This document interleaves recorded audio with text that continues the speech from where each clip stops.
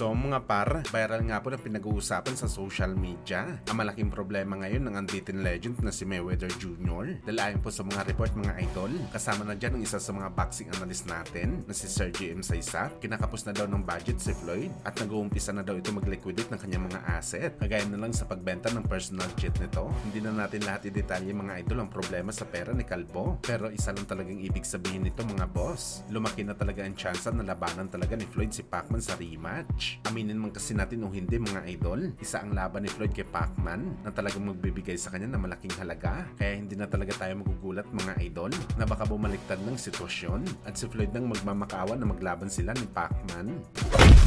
Samantala brutal naman po mga idol ang naging revelasyon ng manager ni Naoya Inoue na si Mr. Ohashi, kung saan alam daw nito mga idol una pa lang na mahihirapan daw talaga si Junto Nakatani na makalaban itong si Sebastian Hernandez sa bakbakan nila. Alam na daw kasi mga idol ni Mr. Ohashi kung gaano kabagsik si Hernandez kalaban sa bakbakan dahil pumunta na daw ito sa kanyang gym kung saan nag-iensayo si Takoma at Naoya Inoue at talagang na-impress daw si Mr. Ohashi sa pinakita ni Hernandez. Matagal na daw ito nagtitraining sa kanyang gym at lahat daw ng nakasparing ni Hernandez binugbog lamang nito maliban sa pinakamagaling nito na alaga na si Naoya Inoue. Kaya nung narinig daw ni Mr. Ohashi nang lalabanan ni Junto Nakatani sa kanyang debut sa Super Bantamweight ay ang Meksikano na si Hernandez. Talagang sinabi ng manager mga idol na posibleng madali talaga dito si Nakatani at hindi talaga ito nagkamali mga idol. Panalo daw si Junto Nakatani sa ballpen ng mga judges pero sa mata ng mga boxing fans talo ito.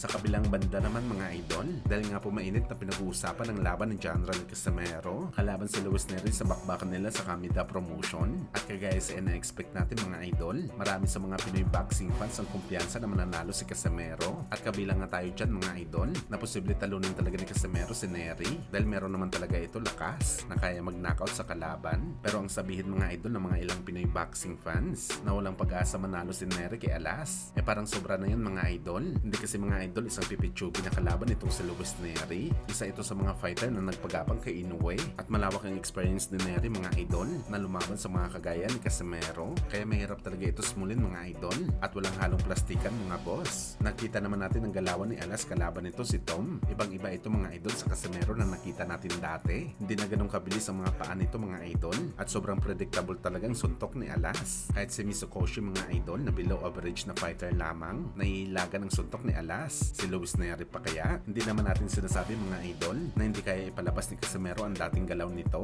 Kahit ang Casimero lamang na lumaban kay Rayo Akaho na para sa atin mga idol, yun talaga nakakatakot na Cuadro Alas. Yung tipong kakainin ka talaga sa bakbakan. Kung yun ang version ng makalaban ni Luis Neri, masasabi natin mga idol, may paglalagyan talaga Meksikano. Pero ngayon na version ni Casimero mga idol ang lumaban kay Tom, real talk talaga mga boss. 50-50 ang bakbakan ni Casimero at Luis Neri.